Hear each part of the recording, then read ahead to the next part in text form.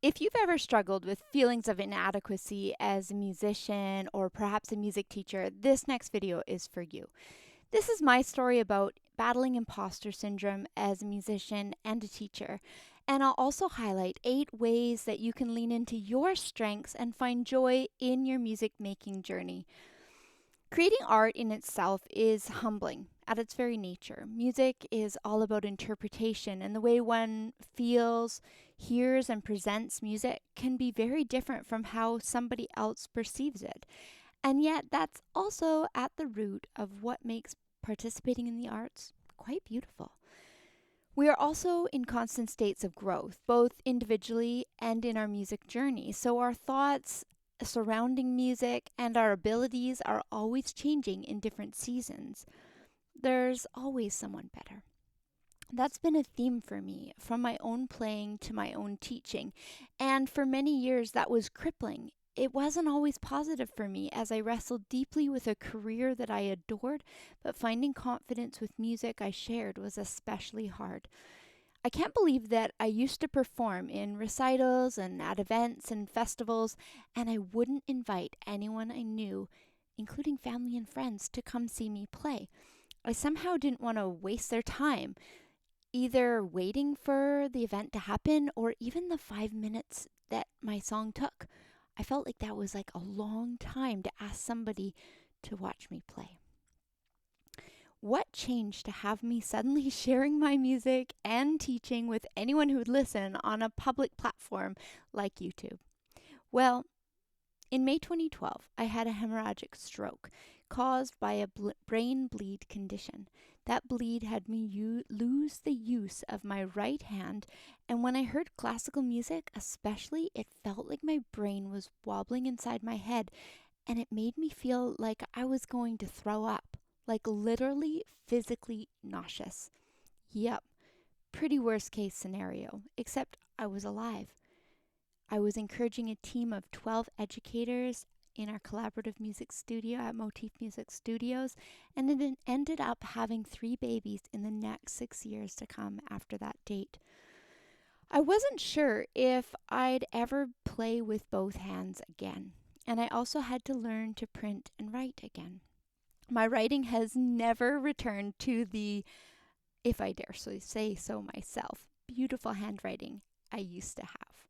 Well, there's a plot twist for you. That's where the dose of courage comes in. Over time, and mostly with rest and a dash of practice, I started to be able to play again. At first, there was lots of little gaps or movement my brain and my hand couldn't coordinate, and I thought I could likely play again, but perhaps just chording and improvising and nothing more epic. I had never been a dazzling pianist, but I felt like as a late bloomer and with a supportive teacher who was incredibly patient and encouraging, I was finding a little groove for myself and learning to harness my own practice strategies, and was so proud and relieved that I had finally got my ARCT teacher's diploma through the Royal Conservatory of Music in 2010. So I definitely grieved that I may not be able to play the piano again. And I wasn't even sure if it would be ethical to teach if I couldn't play the piano myself. Fast forward to 2021. Yep, in the midst of COVID. Our teaching team had to disperse a little to accommodate the sudden life changes, and I launched into teaching online to try to figure it out so I could help the remainder of our team. And I was also grasping for opportunity and distraction from hard times. Being faced with the thought that I may not ever play again, once I could play, I felt I have nothing to lose. I needed to enjoy the time I had and to share generously. Maybe I'm not the best pianist in the world, but perhaps being an artist means sharing what you do have for your own enjoyment and encouraging others in creativity as well. So, with that, I launched myself into creating YouTube content with the thoughts that if I couldn't play or teach again in the future, I do have many brain bleeds in various locations of the brain that bleed sporadically. And this spring, I was told I officially have more malformations than they'll bother to count. Perhaps YouTube could buffer that loss or extend into new opportunities in changing seasons. I definitely did it all wrong here on YouTube. I wasn't sure if I was creating content for young students, teens, adults, or other teachers. Even YouTube, an incredibly insightful search engine, couldn't quite figure out what audience to send my way. Last spring, I finally found a niche that resonated with me. I could share music by contemporary composers, avoiding copyright strikes, promote the beautiful music they were creating, play it to increase my own piano practice motivation, and help those composers build awareness for the beautiful things that they were doing. This came naturally to me as I'd been promoting our wonderful teaching team for the past 14 years, and it felt so good. I started with Feature Fridays, picking a composer and piece and introduced them, and composers like Brock Chart, Russell Olish, Susan Staples Bell, Donna Mitchell, Angeline Bell, Carol Matz, Amy Fairchild, Barbara Ahrens, Beverly McIver, and so many more. A couple summers ago, I got the idea that it also might be fun to interview actual composers live on YouTube. Like, who thinks of these stressful ideas? I sent an invitation to 5 composers and all said yes in a matter of 6 hours. Oh my. Now I had to prepare as I'd never done many interviews in my life or gone live on YouTube.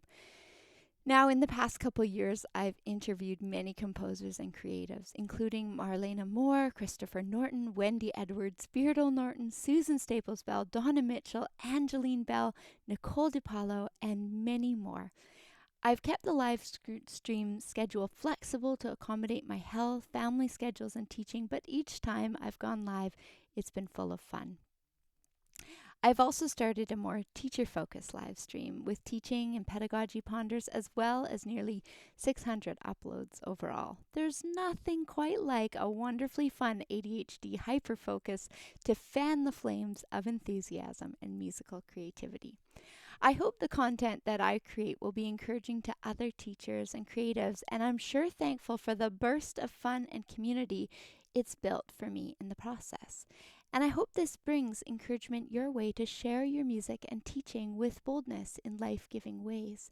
As much as I love sharing, I also love learning, and I hope I'll have more opportunities to learn from each of you as well through the years.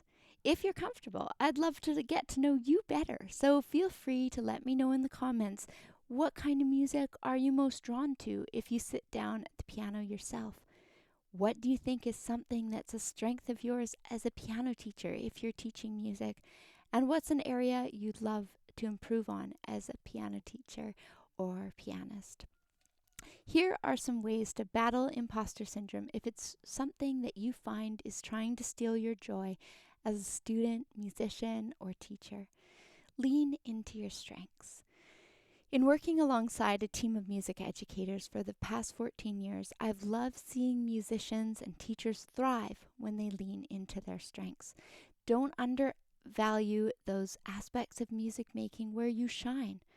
What kind of music do you love? Do you have fast fingers, a sight-reading superpower? Perhaps you play by ear and enjoy lyrical music with soaring phrases. Next, build areas of weakness.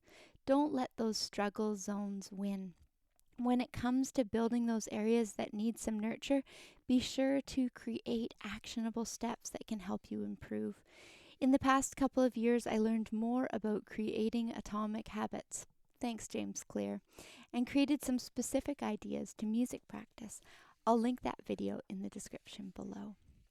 Nurture support networks. Finding a community to connect with in your journey is incredibly powerful. It can be such a courageous step, but finding a mentor, teacher, or music-making friends to encourage your journey or commiserate with can be helpful. Learn from each other. I have learned so much from expanding my community in fresh ways and have appreciated the insights from fellow musicians, teachers, and colleagues, YouTube channels, Reddit communities, Facebook groups, and more. What type of encouragement do you feel that you could use in this stage of your journey? Play music you love. There were years that I played music that I had to, between exam repertoire, college requirements, or trying to build out diverse repertoire. That can be healthy and good in differing seasons, But these days, I feel there's so much fabulous music in every genre that I really encourage students and fellow musicians to keep exploring music that they love to play. Find your unique musical voice. At any stage of music making, it's wonderful to remember that the way you shape music can be unique to you. You can find your own musical voice through playing music that's enjoyable and meaningful to you. You are the only you. Once you embrace music making in ways that are personal to you, you are the only you. And it's a special journey to find satisfaction and enjoyment in participating in that aspect of musicianship at any stage of musical growth. You don't have to be for everyone. In my private music studies through the years, I studied with 8 different instructors. This taught me a valuable lesson in a variety of ways, but one was that every teacher and music maker will have their own opinions about technique and musicianship. Your music making can be valid even if your style or approach isn't for everyone. It's a lifetime goal to stay flexible enough to grow and improve as a musician while also holding space for musical enjoyment and confidence in playing and enjoying the gift of music making in community. I hope my story gives you a dash of courage for your own journey, and I'd love to hear for you in the comments what you found most relatable today.